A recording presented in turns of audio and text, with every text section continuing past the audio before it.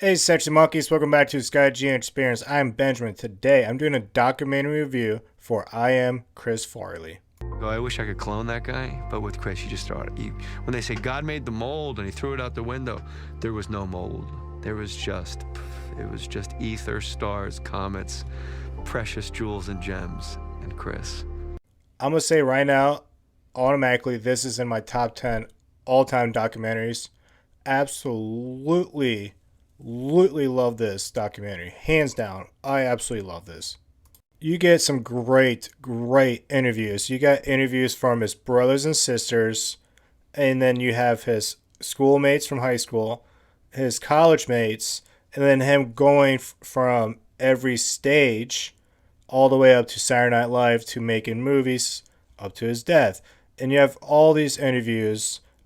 David Spade, Adam Sandler, fantastic. But I really love the Dan Aykroyd, Mike Myers, the late Bob Saget, Bob Odenkirk, and Tom Arnold. Those guys did really great interviews.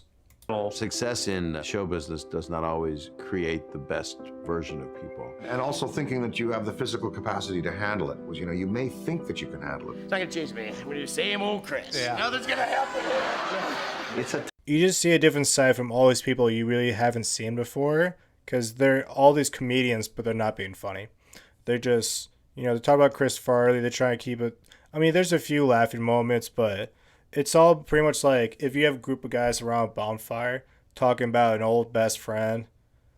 It's that kind of talk. It's in the music. The music is fantastic. It really sets the tone for a lot of this. You don't really believe it when you're going through it. You just think that he'd be able to pull it out. You're gonna die from that shit, buddy. You gotta stop. You gotta stop. And it's just not gonna end right. And then there you go. This documentary really talks mostly about him growing up and all his life, and then it didn't really talk that much about his death. I mean, everyone like gave the 2 cents kind of, but not much was about it. It was at the very end, of course, but not much was put into it, which was fine because they really just want to talk about the person he was.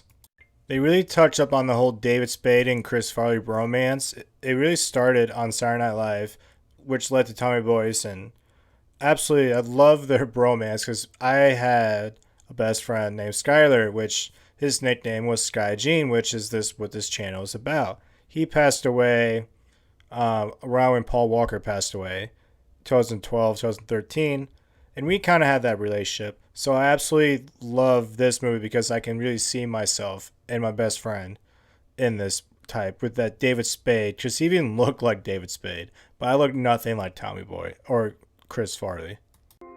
I wasn't shocked. Then I was very sad. Then just straight up, lots of things you wish didn't happen, Someone said, I think it was Lorne Michaels said that Chris Farley is exactly like a Belushi and Dan Aykroyd. If they had a kid, it'd be Chris Farley. And I thought that was just a home run. That's Chris Farley. And they grew up with Jackie Gleason as like their comedian in their household. Makes all the sense.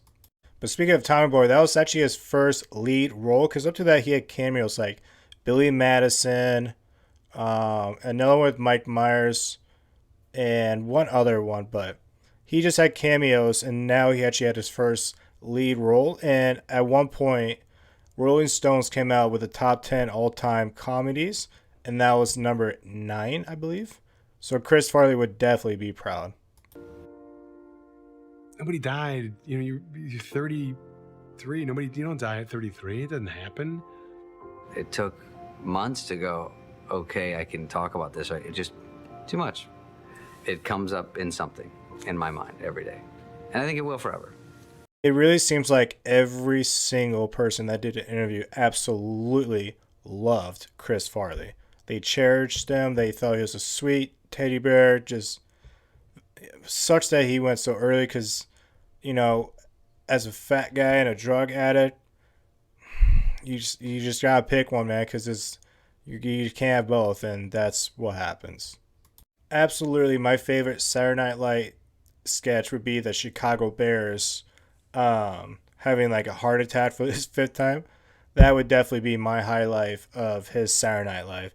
Tommy Boy, absolutely love Tommy Boy. Throughout this documentary, you get all these clips from when he was in high school, his summer camp when he was a teenager and a kid.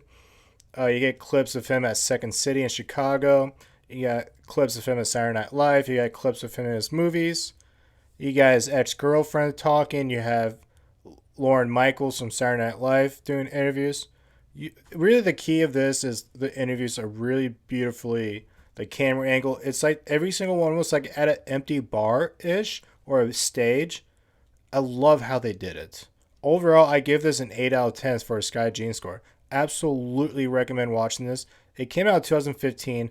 I don't know if I said that before or not, but again, it's called I Am Chris Farley. I highly, highly recommend checking it out, guys. All right, Sexy Monkeys. I will see you later.